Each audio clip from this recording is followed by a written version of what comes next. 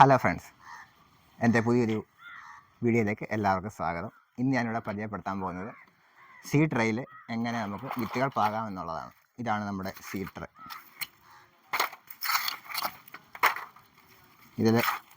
ഇതിലാണ് നമ്മൾ വിത്തുകളൊക്കെ കിളിപ്പിക്കുന്നത്. അതിന് വേണ്ടിയിട്ട് നമുക്ക് ഇവിടെ ചകിരിച്ചോറ് എടുത്ത് വെച്ചിട്ടുണ്ട്. ചകിരിച്ചോറ് കമ്പോസ്റ്റ് ആക്കിയത്. ഇത് നമ്മുടെ ചകിരിച്ചോറ് കമ്പോസ്റ്റ് ആക്കിയതാണ്. സാധാ ചകിരിച്ചോറല്ല, നമ്മുടെ കടയിൽ നിന്നൊക്കെ വാങ്ങിച്ചിട്ട് അത് കമ്പോസ്റ്റ് ചെയ്യും. അന്നേരം നല്ല കറുത്ത് കിടക്കും. ഇത് കറുത്ത കളറായിരിക്കും. അത് ഉപയോഗിച്ചാൽ മാത്രമേ നമുക്ക് നല്ലപോലെ വിത്തുകൾ കിളിച്ച് വരികയുള്ളൂ. അപ്പോൾ നമുക്ക് ഇതെങ്ങനെ ട്രേയിലേക്ക് പാകുമെന്ന് നോക്കാം.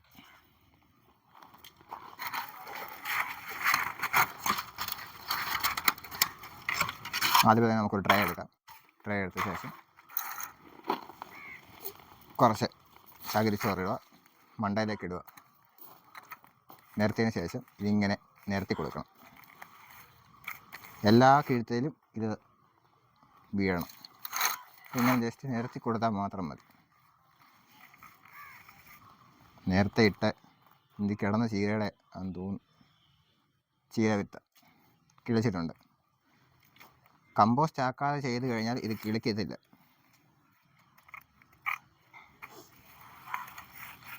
ഇതിലേക്ക് വീണ്ടും കുറച്ചുകൂടെ ഇതെല്ലാം ഫുള്ള് നിരത്തി ലെവലാക്കണം.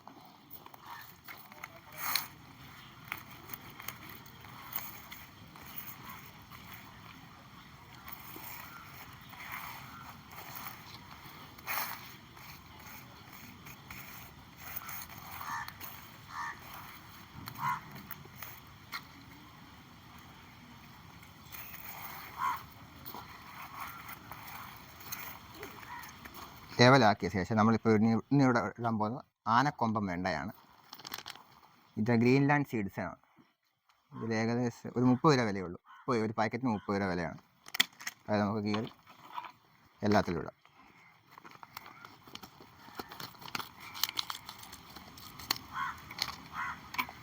വീട്ടിലെ ആവശ്യത്തിന് കൃഷി ആയതുകൊണ്ട് തന്നെ കുറച്ച് മതി നമുക്ക്. ഇതിനകത്തൊരു 10-60 എണ്ണത്തിൽ കൂടുതലുണ്ടെന്ന് എനിക്ക് തോന്നുന്നു. നമുക്ക് കുറച്ച് മതി. ഇതാണ് ആനക്കൊമ്പൻ വെണ്ടയുടെ സീഡ്. ഈ കളറൊന്നും നോക്കണ്ട, അതൊക്കെ നമ്മൾ അത് അഴുക്കാവാതിരിക്കാൻ വേണ്ടിയിട്ട് അവർ ട്രീറ്റ് ചെയ്യുന്നതാണ്. ഇത് നമുക്ക് നിരത്തി വെച്ചതിന് ശേഷം ഒരെണ്ണം ഒരു ട്രേയിലേക്ക് ഇടാം. ഇതുപോലെ ഒരെണ്ണം ഇടുക, ഒന്ന് ഞെക്കുക. ജസ്റ്റ് ഒന്ന് പ്രസ് ചെയ്ത് കൊടുത്താൽ മാത്രം മതി. ഒരെണ്ണമേ ഇടാവൂ. ഒരുപാടായി കഴിഞ്ഞാൽ പിന്നെ പറിച്ച് നടുമ്പോഴൊക്കെ വലിയ ബുദ്ധിമുട്ടാണ്. ഓരോ പീസ് കുറച്ച് മതി.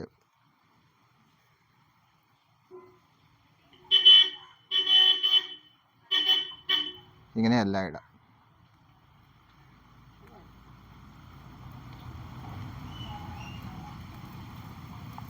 നമുക്ക് ഒരു നെരിയും കൂടി ഇടാം.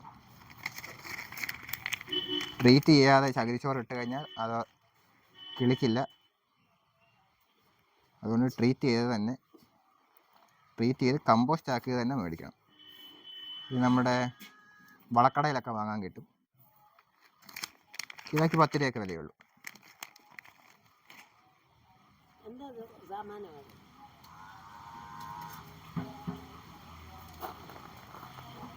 ഒരു ട്രേ ഇട്ട് കഴിഞ്ഞിട്ടുണ്ട്.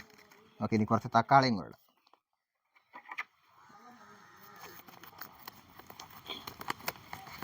തക്കാളി ഇത് RK സീഡ്സിൻ്റെ ഹൈബ്രിഡ് വിത്തുകളല്ല, F1 ഹൈബ്രിഡാണ് എഴുതിയേക്കുന്നത്. BK 505. നല്ല തക്കാളിയാണെന്ന് തോന്നുന്നു. ഹൈബ്രിഡ് നല്ലതാണെന്ന് പറഞ്ഞാണ് എനിക്ക് തന്നത്. കായ ഉണ്ടാകുമ്പോൾ നമുക്ക് നോക്കാം. ഇതിന് 30 രൂപയുള്ളൂ. 30 രൂപ. RK seeds. ഇതാണ് സീഡ്. നമുക്കിപ്പോൾ ഇതും ഓരോന്നിടാം. ചിലതൊക്കെ 2 എണ്ണം കുഴപ്പമില്ല.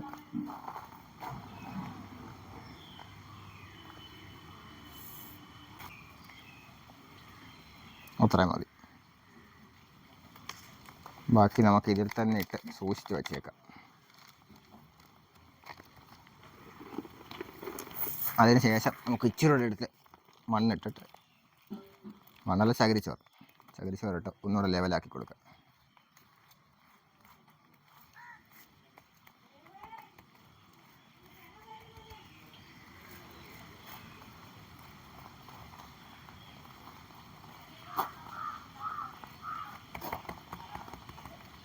നല്ലപോലെ തട്ടി കൊടുക്കണേ. ഒരുപാട് അങ്ങ് ആഴ്ന്ന് പോയി കഴിഞ്ഞാൽ അത് കിളിക്കാനും പാടായിരിക്കും. ഇതുപോലെ ചേർത്തങ്ങ് വെച്ചാൽ മതി.